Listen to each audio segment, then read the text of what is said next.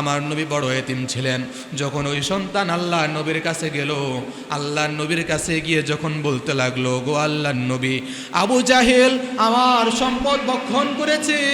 আর আমি যখন আবু জাহেলের কাছে গিয়ে আমার সম্পদ দাবি করলাম, তখন আবু জাহেল আমাকে ঘাড় ধাক্কা দিয়ে ঘর থেকে বের করে দিয়েছে। তখন আল্লাহ নবী বললেন, তাই নাকি? তখন বললেন হ্যাঁ। তখন আল্লাহ নবী ওই সন্তানটাকে হাতের ভিতরে ধরে আবু জাহেলের কাছে যাওয়া আরম্ভ করলো। আবু জাহেলের কাছে যখন গেল, আবু জাহেলের কাছে গিয়ে বলতে লাগলো, ও আবু জাহেল, কি ব্যাপার?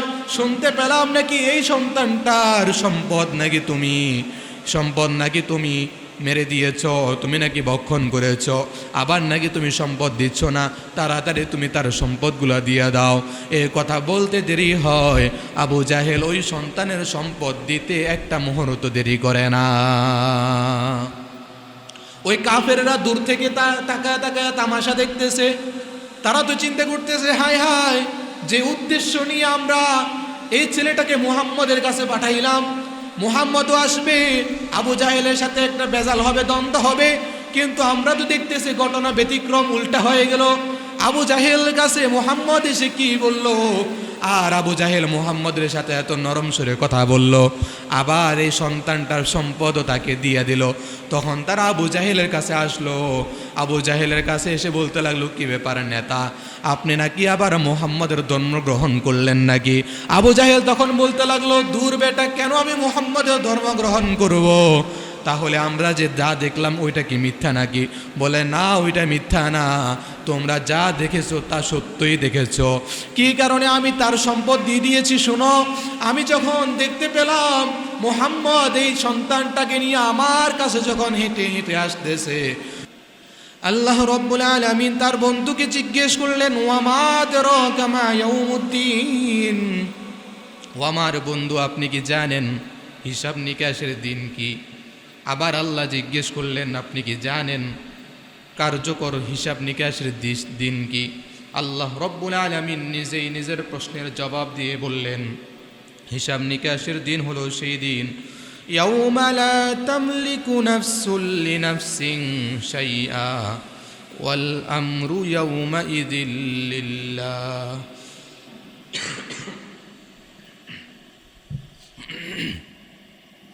আল্লাহ রাব্বুল আলামিন বললেন, ইয়াউমা লা তামলিকু নাফসুন লিনাফসিন শাইআ ওয়াল আমরু ইয়াউমাইযিল লিল্লাহ।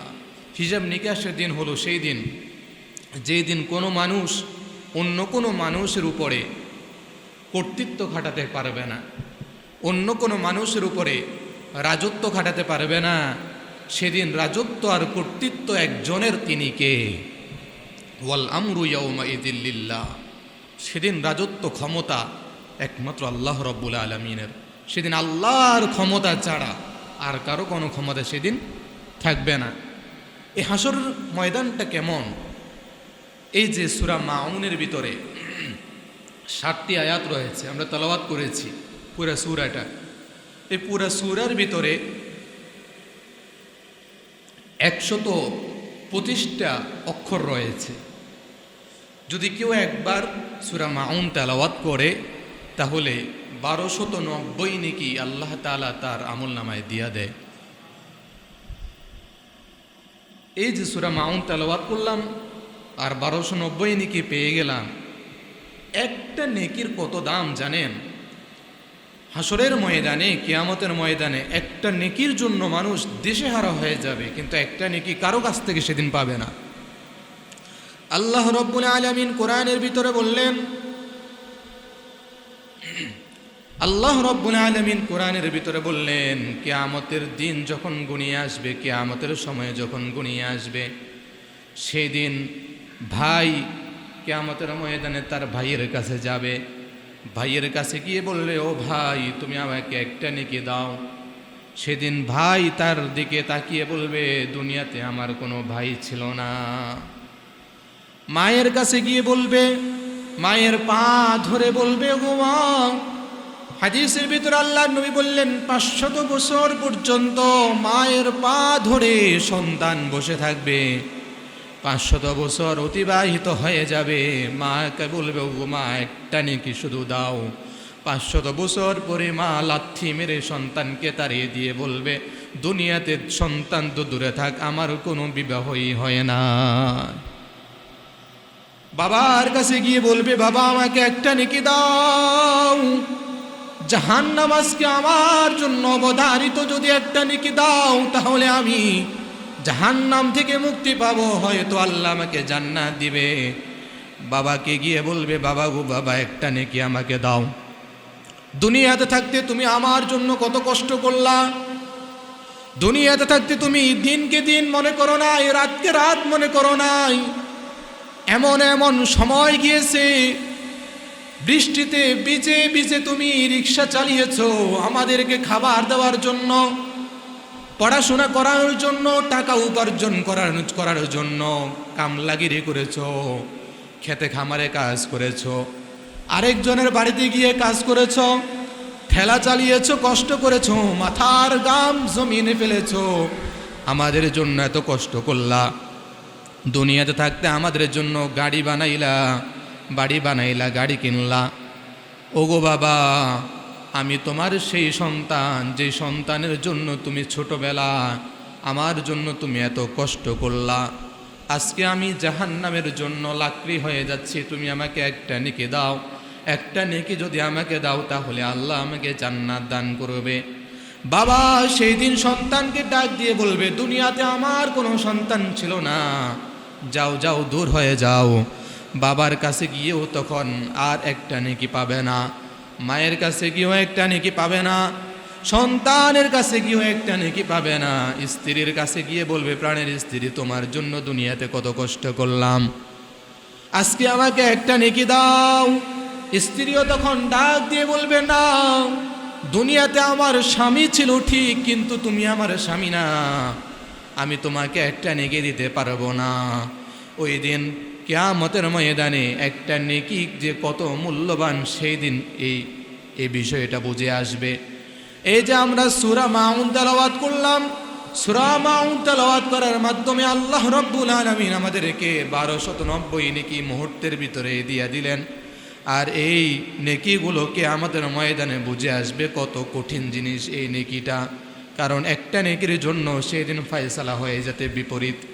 এই কারণে আল্লাহ রাব্বুল আলামিন সূরা মাউনের প্রথম আয়াতে বললেন, আরো আইতাল্লাযী ইউকাযযিবু বিদ্দীন, হে নবী আপনি কি দেখেন না তাদেরকে, ওই যে পরকালকে যারা অস্বীকার করে, পরকালকে যারা অস্বীকার করে, কাফের মুশরিক বেঈমান বেদিনরা, তারা তো ইউকাযযিবু বিদ্দীন, হিসাব নিকাশের দিনকে তারা অস্বীকার করে।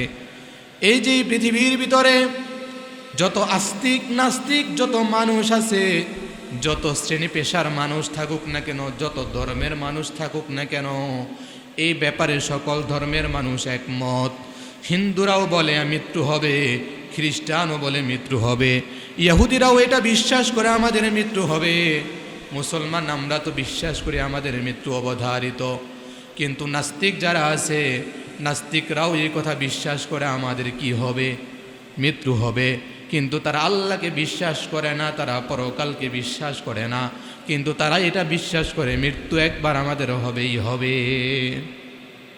আল্লাহ রাব্বুল আলামিন বললেন, আরো আইতাল্লাযী ইউকাযযিবু বিদ্দীন, ও নবী আপনি তাদেরকে দেখেন না যারা পরকাল দিবসকে অস্বীকার করে, যারা কাফের মুশরিক, তাদের 1 নম্বর খাসলত হলো তারা কি করবে, পরকালকে অস্বীকার করা। 2 নম্বর তাদের খাসলত হলো, আল্লাহ রাব্বুল আলামিন সূরা মাউনের 2য় আয়াতে বললেন, সূরা মাউনের 2য় আয়াতে আল্লাহ রাব্বুল আলামিন বললেন, আরো আইতাল্লাযী ইউকাযযিবু বিদ্দীন ফাযালিকাল্লাযী ইয়াদউল ইয়াতীম। দুনিয়াতে থাকতে কাফির মুশরিক বেঈমান বেদিনরা তারা হয়তো এটা মনে করে, নাস্তিকরা এটা মনে করে, আমরা মরে যাওয়ার পরে আমাদের হাড্ডি মাংস সব চূর্ণ বিচূর্ণ হয়ে যাবে, মাটির সাথে মিশে যাবে, এরপরে আবার কি করে আমাদের কি জীবিত করা হবে, এটা আমরা বিশ্বাস করি না। আল্লাহ রাব্বুল আলামিন তাদের সেই কথা কোরআনের ভিতরে তুলে দিলেন। আল্লাহ রাব্বুল আলামিন বললেন, আইযা মিতনা ওয়া কুন্না তুরাবান ওয়া ইযামান আইন্না লামাবউসুন। কাফেররা বলে আইদা মিতনা, যখন আমরা মরে যাব, ওয়া কুন্না তুরাবা, এবং যখন আমরা মাটি হয়ে যাব, এরপরে আবার বুঝে আমরা আবার পুনরুত্থান দিবসে আল্লাহর সামনে দণ্ডায়মান হব, এটা আমরা বিশ্বাস করি না। আল্লাহ রাব্বুল আলামিন বললেন আওয়া আবাউনাল আউয়ালুন, আমরা বুঝি আবার আমাদের রবের সামনে আল্লাহর সামনে বুঝি আবার আমরা দণ্ডায়মান হব। আওয়া আবাউনাল আউয়ালুন, আমাদের পূর্বপুরুষ যারা পৃথিবী থেকে বিদায় হয়েছে তারাও বুঝি আল্লাহর সামনে দণ্ডায়মান হবে। আল্লাহ নবীকে আল্লাহ জানায়া দিয়ে বললেন, নবী আপনি জানায়া দেন, কুল নাআম ওয়া আনতুম দাখিরুন। আল্লাহ নবী বললেন নাম, হ্যাঁ অবশ্যই অবশ্যই তোমরা আল্লাহর সামনে দণ্ডায়মান হবা, ওয়া আনতুম দাখিরুন, তবে যেহেতু তোমরা দুনিয়াতে থাকতে আল্লাহর উপরে ঈমান আনয়ন করো নাই, আল্লাহকে রব বলে স্বীকার করো নাই, তাই তোমরা আল্লাহর সামনে যেমন তেমন ভাবে উপস্থিত হবা না, বরঞ্চ তোমরা আল্লাহ রব্বুল আলামিনের সামনে লজ্জা অবনীত অবস্থায় আল্লাহর সামনে তোমরা দণ্ডায়মান হবা। এরপর আল্লাহ রব্বুল আলামিন সূরা মাউনের দ্বিতীয় আয়াতে কাফের মুশরিকদের আরেকটি খাসলত তুলে ধরেছেন, ফাযালিকাল্লাযী ইয়াদউল ইয়াতীম, ওরা তো হলো ওই সকল মানুষ, কাফেরদের আরেকটি স্বভাব, ফাযালিকাল্লাযী ইয়াদউল ইয়াতীম, তারা ইয়েতিমদের হক তারা মেরে দেয়, এতিমদেরকে গাড় ধাক্কা দিয়ে তারা ঘর থেকে বের করে দেয়, এতিমের উপরে তারা জুলুম করে। ফাযালিকাল্লাযী ইয়াদউল ইয়াতীম, এই যে ইয়াদউল ইয়াতীমের তিনটি ব্যাখ্যা রয়েছে।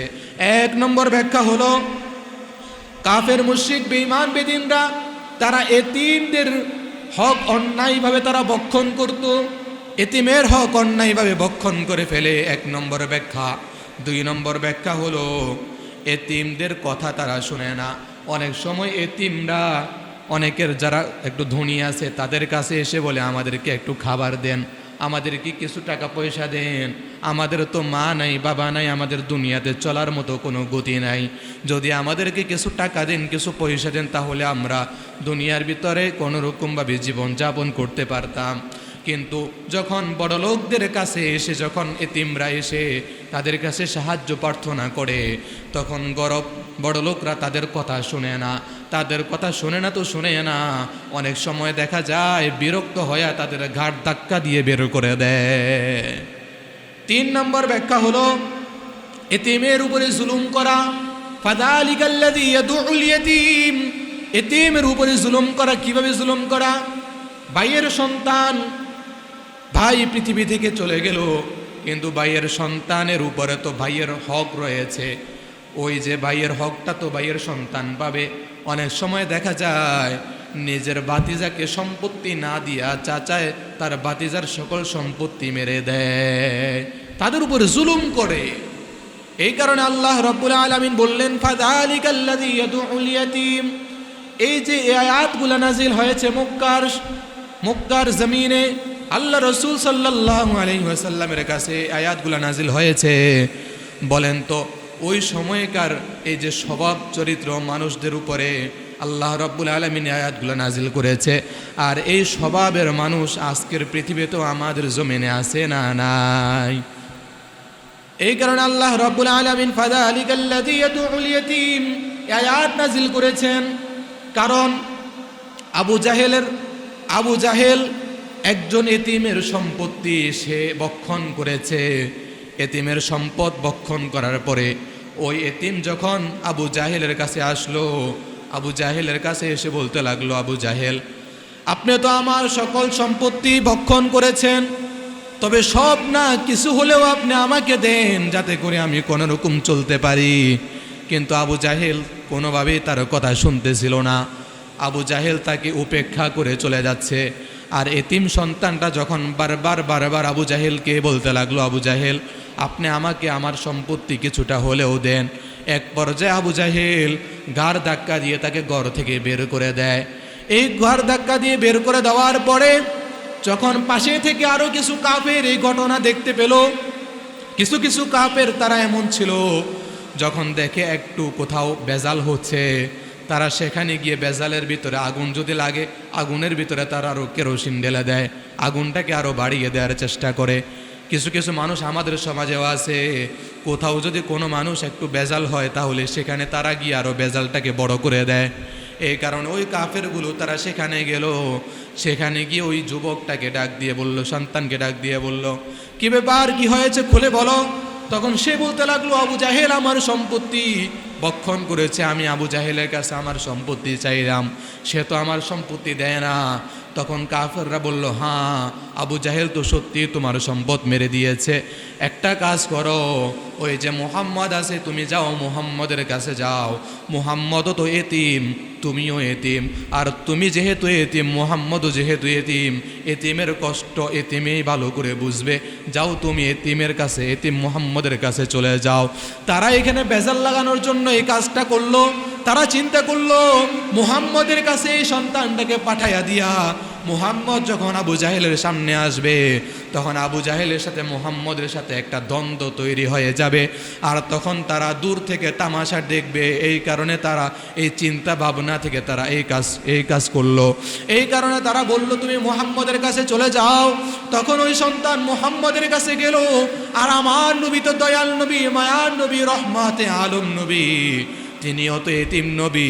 আল্লাহ রাব্বুল আলামিন তাকে নির্দেশ দিয়েছেন, ওয়া আম্মাস সাইলা ফালা তানহার ওয়া আম্মা বিনিআমাতি রাব্বিকা ফাহাদ্দিস ফাআম্মাল ইয়াতীমা ফালা তাকহার।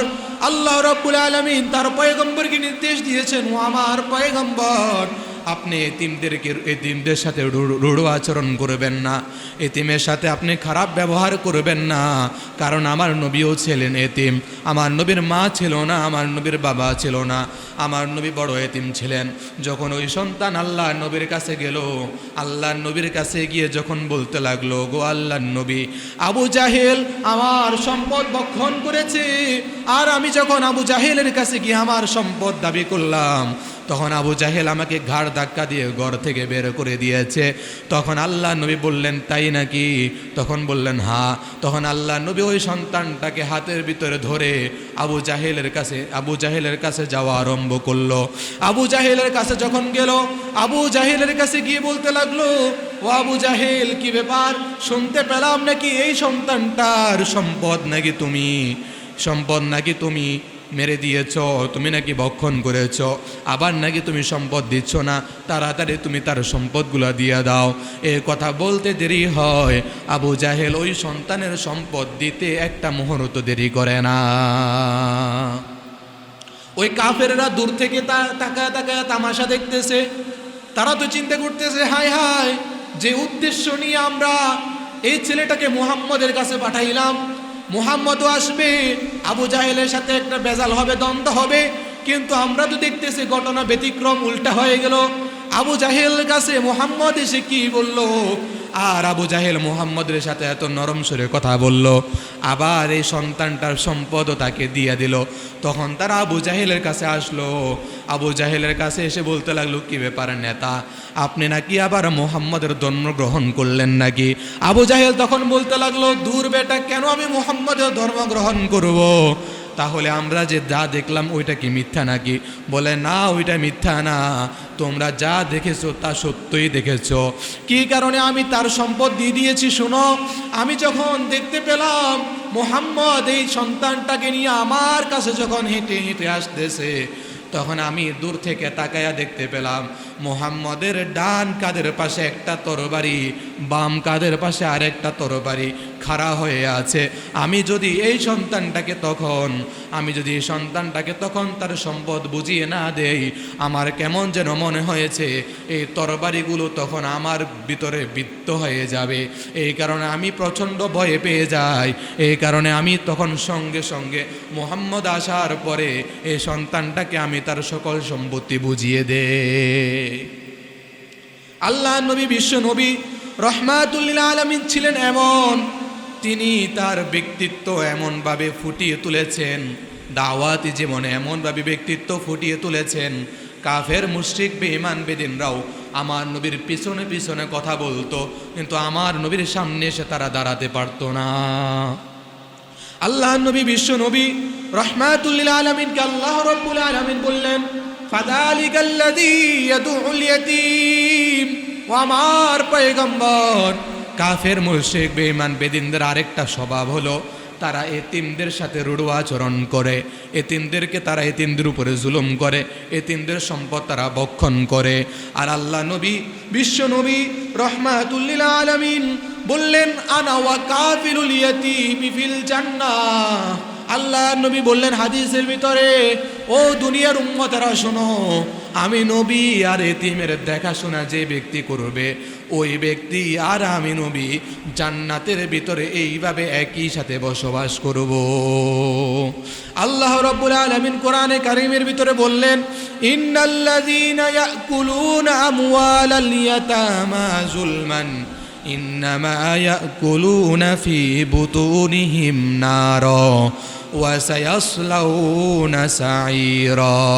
আল্লাহ রাব্বুল আলামিন বললেন ইন্নাল্লাযীনা ইয়াকুলুনা আমওয়ালাল ইয়াতামা যুলমান, যারা জুলুম করে এতিমের সম্পদকে যারা ভক্ষণ করে তারা তো এতিমের সম্পদ খায় না, বরং তারা তাদের পেটের ভিতরে জাহান্নামের আগুনকে ঢুকাইতেছে।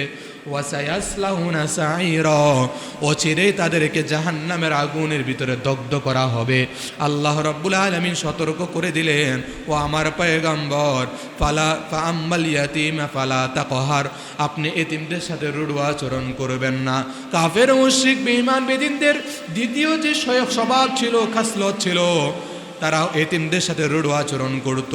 এরপরে আল্লাহ রাব্বুল আলামিন সূরা মাউনের 3 নম্বর আয়াতে কাফের মুশরিক বেঈমান বেদিনদের আরেকটি চরিত্র তুলে ধরেছেন। আল্লাহ রাব্বুল আলামিন বললেন ওয়ালা ইয়াহুদ্দু আলা তুআমিল মিসকিন। আল্লাহ রাব্বুল আলামিন বললেন কাফের মুশরিক বেঈমান বেদিনরা তারা মিসকিন, অসহায়, হতদরিদ্র সমাজের ভিতরে কিছু মানুষ থাকে যাদের নুন আনতে পান্তা পোড়ায়, কোনোরকমভাবে তারা দিন অতিবাহিত করে, খেতে খামারে কাজ করে, দিন মজুরি দিয়ে কোনোরকম তারা দিন অতিবাহিত করে। কখনো তারা খেতে পায়, আবার কখনো তারা উপবাস থেকে সময় ব্যয় করে, কখনো তারা খাবার না থাকার কারণে রোজা রেখেও তারা সময় ব্যয় করে। কিছু মানুষ আছে তারা সমাজের ভিতরে অত্যন্ত দরিদ্র মানুষ থাকে, কিছু মিসকিন মানুষ থাকে যাদের ঘর থাকে না, যাদের বাড়ি থাকে না, শোয়ার মতো একটা বাসস্থানও থাকে না। ওই সকল মানুষরা তারা বড় লোক ধনী লোক যারা আছে তাদের কাছ থেকে কিছু পাওয়ার আশা করে থাকে। ওই সকল মানুষদের কাছে যখন তারা যায় তখন তারা মিসকিনদেরকে দূর করে তাড়িয়ে দেয়। তখন তারা মিসকিন গরিবদেরকে তো কিছু দেয় না, বরং যারা দেয় তাদেরকেও তারা নিরুৎসাহিত করে, তাদেরকেও তারা দিতে বারণ করে। আল্লাহ রাব্বুল আলামিন সেই কথা বললেন ওয়ালা ইয়াহুদ্দু আলা তুআমিল মিসকিন। কাফের মুশরিক বেঈমান বেদিন পরকালকে যারা অবিশ্বাস করে, পরকাল অবিশ্বাসী লোকদের আরেকটা খাসলত হলো তারা মিসকিনদেরকে খাবার খাওয়ায় না, আর যারা খাওয়ায় তাদেরকেও তারা বাধা প্রদান করে। এরপরে আল্লাহ রাব্বুল আলামিন সূরা মাউনের পরবর্তী 4 আয়াতে আল্লাহ রাব্বুল আলামিন মুনাফিকদের কিছু খাসলত উল্লেখ করেছেন। এই যে মুনাফিকদের খাসলত আল্লাহ রাব্বুল আলামিন উল্লেখ করেছেন, বলেন তো মুনাফিক আমাদের সমাজে আছে না নাই? মুনাফিককে চেনার কোনো কায়দা নাই। আপনি হিন্দু যদি খুঁজতে চান, আমাদের পার্শ্ববর্তী দেশ ভারতে চলে যান, লক্ষ লক্ষ হিন্দু সেখানে পেয়ে যাবেন, কোটি কোটি হিন্দু পেয়ে যাবেন। খ্রিস্টানকে যদি আপনি দেখতে চান, লন্ডনে চলে যান, আমেরিকায় চলে যান, সেখানে আপনি লক্ষ লক্ষ খ্রিস্টানকে পেয়ে যাবেন। আবার যদি আপনি ইয়াহুদিকে দেখতে চান, জালেমের দেশ ইসরায়েলে চলে যান, সেখানে আপনি লক্ষ লক্ষ ইয়াহুদিকে আপনি সেখানে দেখতে পাবেন। যদি আপনি বৌদ্ধদেরকে দেখতে পান, পার্শ্ববর্তী দেশ মায়ানমারে চলে যান, সেখানেও আপনি বৌদ্ধদেরকে দেখতে পারবেন। কিন্তু আপনি যদি মুনাফিককে দেখতে চান, ভারতেও যাওয়া লাগবে না, আমেরিকাও যাওয়া লাগবে না, লন্ডনে যাওয়া লাগবে না, কাতারেও যাওয়া লাগবে না। আমাদের এই দেশের ভিতরেও মুসলমান যেখানে থাকে, মুসলমানের ফাঁকে ফাঁকে গাপটি মেরে বসে থাকে মুনাফিকের দল। এই কারণে মুনাফিককে চেনা যায় না।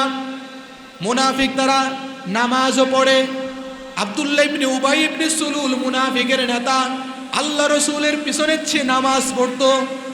আবার মসজিদে জিরারও নির্মাণ করেছে, ওই মসজিদের ভিতরে বসে বসে মুসলমানদের বিরুদ্ধে ষড়যন্ত্র করত। এই কারণে মুনাফিককে চেনা যায় না। এই কারণে আল্লাহ রব্বুল আলামিন বললেন মুনাফিক তো হলো তারা, যারা মুনাফিক তারা জাহান্নামের তলদেশে তাদের জন্য বাসস্থান আল্লাহ রেখেছে। কাফের যারা, তাদেরকে তো আল্লাহ জাহান্নামের ভিতরে নিক্ষেপ করবে, কিন্তু যারা মুনাফিক তাদের জন্য জাহান্নামের ভিতরে ওয়াইল নামক একটা জাহান্নাম আছে। ওই জাহান্নামটা শুধুমাত্র মুনাফিকদের জন্য রেখেছে। কারণ ওয়াইল নামক এত ভয়ঙ্কর জাহান্নাম, ওয়াইল নামক এই জাহান্নামটা এতটা ভয়ঙ্কর, এত শক্তিশালী আগুন ওয়াইল নামক জাহান্নামের ভিতরে রয়েছে।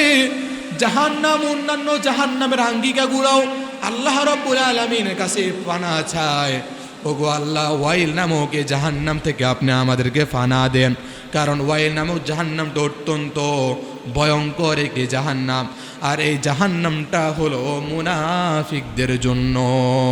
আল্লাহ রাব্বুল আলামিন সূরা মাউনের 4 নম্বর আয়াতে বললেন ফাওয়াইলুল লিল মুসাল্লিন।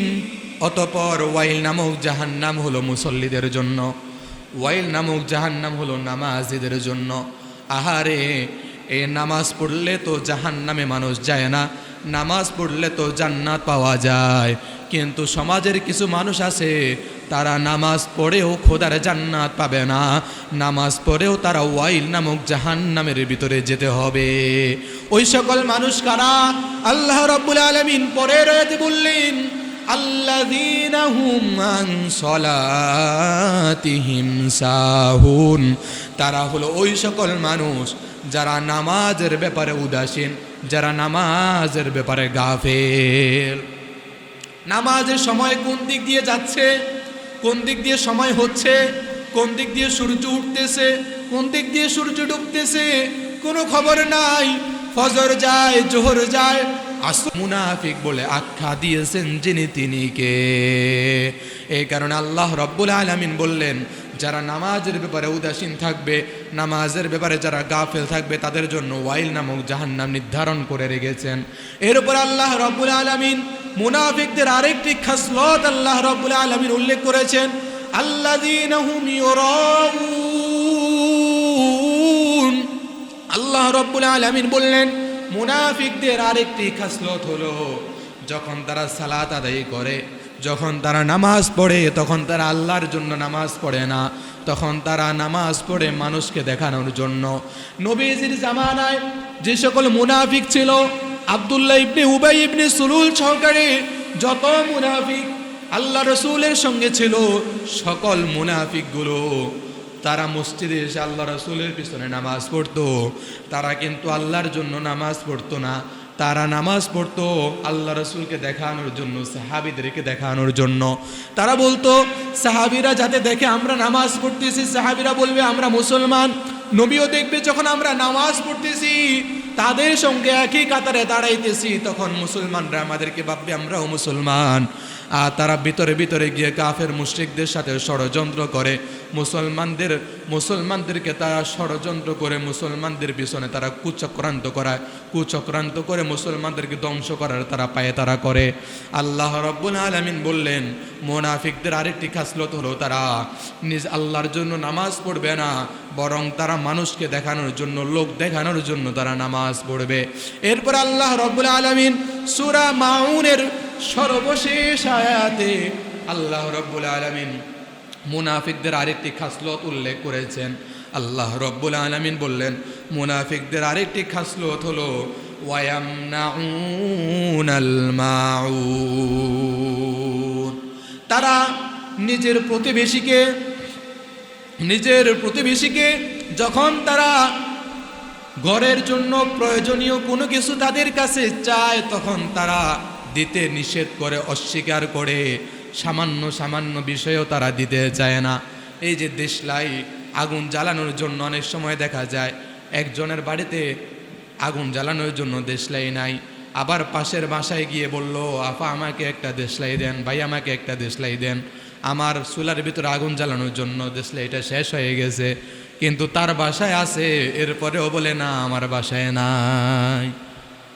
আবার অনেক সময় দেখা যায় যারা গ্রামে অঞ্চলে যারা বসবাস করে লাকড়ি নাই, লাকড়ির জন্য পাশের বাসায় যখন যায়, লাকড়ি দাও কিছু, যদি লাকড়ি দাও, আজকে তোমার ভাই অফিস থেকে আসতে পারে নাই বা আজকে বাড়িতে নাই, আজকে আমার ঘরে চাউল নাই, আমার ঘরে আজকে ডিম নাই, আমার ঘরে পেঁয়াজ নাই, রসুন নাই, আজকে আমাকে 2টা রসুন দাও, 3টা পেঁয়াজ দাও। এইভাবে যখন চায় তখন বলে না আমার ঘরেও নাই, আবার থাকলে অনেক সময় দেয় না। এই যে এই খাসলত, এই অভ্যাসগুলো হলো মুনাফিকদের অভ্যাস, এই অভ্যাসগুলো হলো মুনাফিকদের চরিত্র। এই চরিত্রগুলো কখনো মুমিনের চরিত্র হতে পারে না। আল্লাহ নবী বললেন, ও মুমিনের দল, তোমরা যখন গোশত পাক করবা, যখন মাংস রান্না করবা, তখন তোমরা ঝোল একটু বাড়ায়া দাও, যাতে করে তোমরা নিজের প্রতিবেশীর ঘরেও কিছু তরকারি পাঠায়া দিতে পারো। আমার নবীর চরিত্র ছিল এমন, আর মুমিনের চরিত্র তো এমনই হওয়া দরকার। আর যারা মুনাফিক যারা নবীর চরিত্রকে ধারণ করে না, তারা তো নিজের ঘরে থাকা সত্ত্বেও তারা প্রতিবেশীকে কোনো কিছু দিতে চায় না। আসলে এগুলা মুমিনের চরিত্র হতে পারে না, এগুলা সবগুলা হলো মুনাফিকের চরিত্র। এই যে সূরা মাউন থেকে আজকে আমরা যে কয়টা বিষয় জানতে পারলাম, 1 নম্বর বিষয় হলো কাফের মুশরিক বেঈমান বেদিনরা তারা পরকালের ব্যাপারে তারা অস্বীকার করে, হিসাব নিকাশের দিনকে তারা বিশ্বাস করে না। আর আমরা হিসাব নিকাশের দিন পরকালকে আমরা বিশ্বাস করি। আর কাফের মুশরিক বেঈমান বেদিনরা এতিমের মাল তারা জুলুম করে আত্মসাৎ করে, আর মুমিন মুসলমান কখনো এতিমের মাল আত্মসাৎ করতে পারে না। আর 3 নম্বর কাফের মুশরিক বেঈমান বেদিনরা তারা মিসকিনকে তারা সাহায্য করে না, আর যারা সাহায্য করে তাদেরকে তারা বাধা প্রদান করে।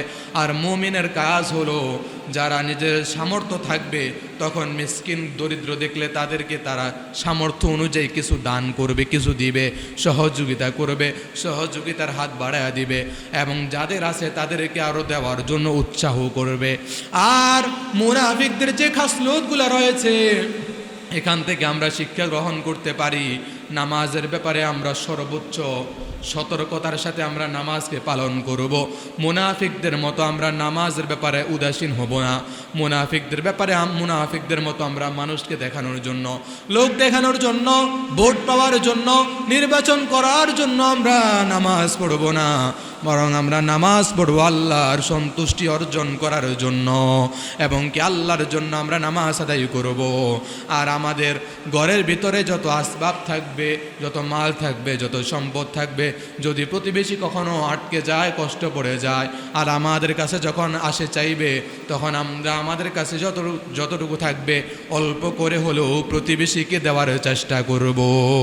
আল্লাহ রাব্বুল আলামিন আমাদের সকলকে সূরা মাউনের থেকে যে শিক্ষাগুলো আজকে আমরা জানলাম, এ সকল শিক্ষা আমাদের জীবনে গ্রহণ করে নিজেদের জীবনকে পরিচালনা করার তৌফিক দান করেন।